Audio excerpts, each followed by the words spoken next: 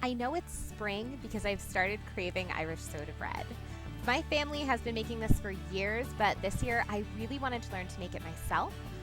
So with a little research, I learned that traditional Irish soda bread is usually made up of some combination of the same four ingredients: buttermilk, flour, baking soda, and salt.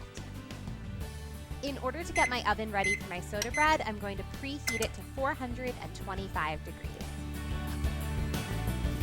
Next, I'm going to pull out my cast iron skillet, which you don't have to use, but I've found it makes a really nice crust, particularly on the bottom of the bread.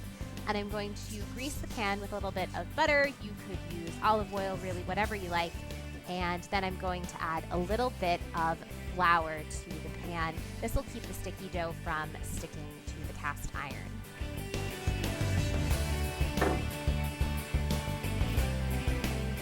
Now it's time to mix my ingredients. I'm going to start with 4 cups of flour.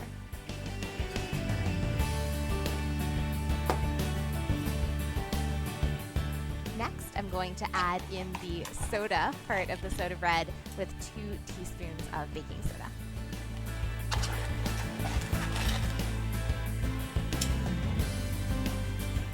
Finally, I'm going to add in 1 teaspoon of salt.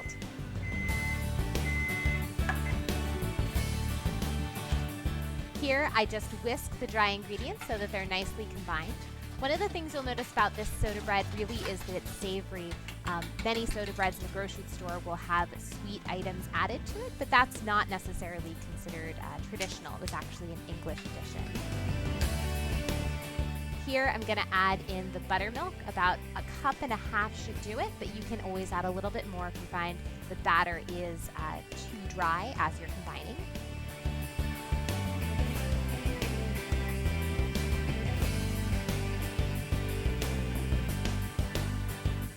Another important trick to Irish soda bread is because the dough is so sticky, make sure to combine the buttermilk in small sections. This will allow you to control what areas of the dough are getting the most liquid and really try to make it a little bit easier on your arms as you're mixing.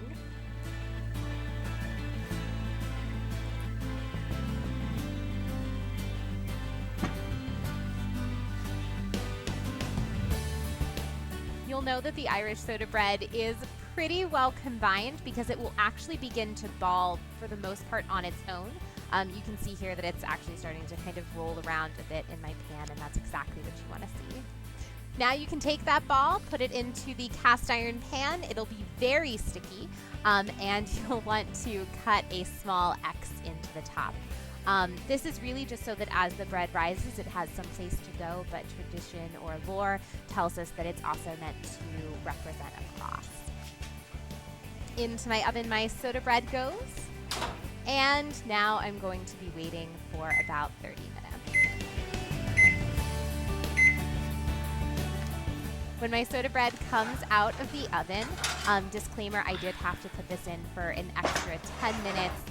You always want to make sure to check if the actual soda bread is done. Here I am sticking a knife right down into the core, and I can tell that the extra 10 minutes really helped because I can see the little crumbs on the knife. Now it's time to enjoy. I like my soda bread because it's so savory with something sweet, so a little bit of strawberry preserves is a great way to go.